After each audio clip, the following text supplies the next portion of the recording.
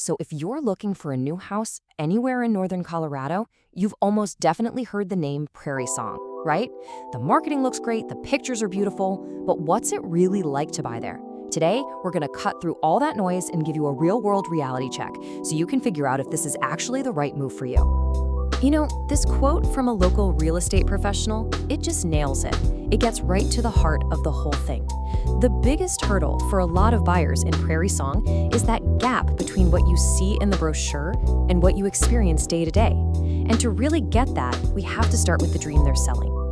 So yeah, before we get into the nitty-gritty, let's explore that promise. What's the official vision for Prairie Song? You know, what's the big idea that's getting so many people excited? And let's be honest, the vision is compelling.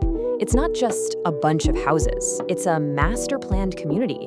Everything feels designed and intentional. You've got these beautifully curated streetscapes, all these parks and trails woven throughout. Plus, you get all the perks of a brand new house, right? Modern systems, builder warranties, all that good stuff. And with multiple builders, it kind of feels like you'll have a ton of options and competition. It's a really appealing package deal. Okay, so that's the dream, that's the brochure. Now let's pivot and talk about the on-the-ground reality, the things that tend to surprise new buyers once they're actually living through the whole process. So here are the three big ones. First, you see the beautiful model home and expect a finished neighborhood, but the reality is you're moving into an active construction zone. We're talking dust, noise, and construction traffic for months, sometimes even years. Second, you think, great, my own yard, I can finally build that deck. But the reality is, an architectural review committee has to approve pretty much everything you do outside. Fences, sheds, pergolas, even the color you want to paint your front door. And third, you see multiple builders and think, awesome, they'll be competing for my business, I'll get a huge discount. Well, not so fast. They tend to coordinate their lot releases very carefully to keep prices pretty stable. Your negotiating power just isn't what you might think it is. Okay, so knowing all that, you're probably thinking, so how in the world do I navigate this and not get caught off guard? That is a great question. And the good news is, there's definitely a playbook for buying smart in a new build community like this. Your strategy really has to be smart and focused. First, track the inventory. Lots of homes get released in phases, so you can't just casually browse. You need to be ready to jump when the right thing comes up. Second, and this is huge, evaluate the specific lot, not just the floor plan. Look beyond the house. What's going in that empty field behind you? Is that future park going to be awesome? Or is it just going to mean a ton of foot traffic right past your backyard? And third, focus your leverage. Your real power to negotiate is before you sign anything, and it's often not about the price. Think about asking for things like closing cost credits, or maybe a landscaping package, or an upgrade on your appliances. That's where builders often have more wiggle room. And now, let's talk about what is often the single biggest financial surprise of them all. We need to unpack the true, all-in, monthly cost of living here. And it really all comes down to two little words.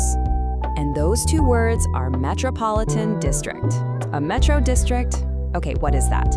It's basically a special financing tool that developers use to pay for all the new stuff, the roads, the sewers, the parks, that make a community like Prairie Song even possible. It's super common in new developments, but you absolutely have to understand how it impacts you. Because this isn't just some technical term buried in the fine print of your contract. No way. It has a direct and pretty significant long-term impact on your monthly housing payment. And here it is in plain English. A metro district basically works like an extra layer of property taxes that you pay every single year. This is the exact reason why a monthly mortgage payment in Prairie Song can be noticeably higher than what you might expect, even when you're comparing it to a home with the exact same price tag just down the road in an older neighborhood. And this chart just lays it out perfectly. Look at this. Two homes, both priced at $600,000. The principal and interest, the homeowner's insurance, they're identical. But then you get to the property taxes. Bam! That metro district can add hundreds of dollars to your monthly payment. This is that whoa moment that catches so many buyers completely by surprise after they've already fallen in love with a house. All right, we've talked about the promise, the on-the-ground reality, the strategy, and the money. So let's put it all together. Let's get to the final verdict and help you figure out if Prairie Song is really the right community for you and your lifestyle. So this community could honestly be a fantastic fit for you if you're someone who really wants that whole master planned layout with all the new parks and trails. You've got to be comfortable with how the Metro District works financially.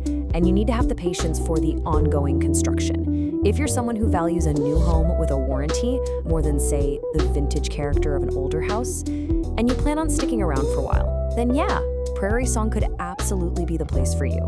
But on the flip side, you should probably pump the brakes and think twice if any of these points sound like you.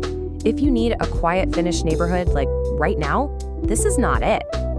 If your monthly budget is already tight and those higher property taxes would be a strain, that could be a major source of stress.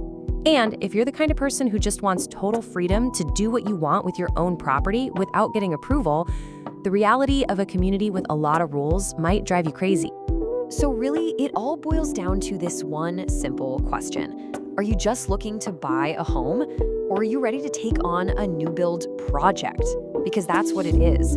If you can go into it with the mindset that this is a project, that it's a process, you are so much more likely to have a great experience and end up with a home you absolutely love for years to come.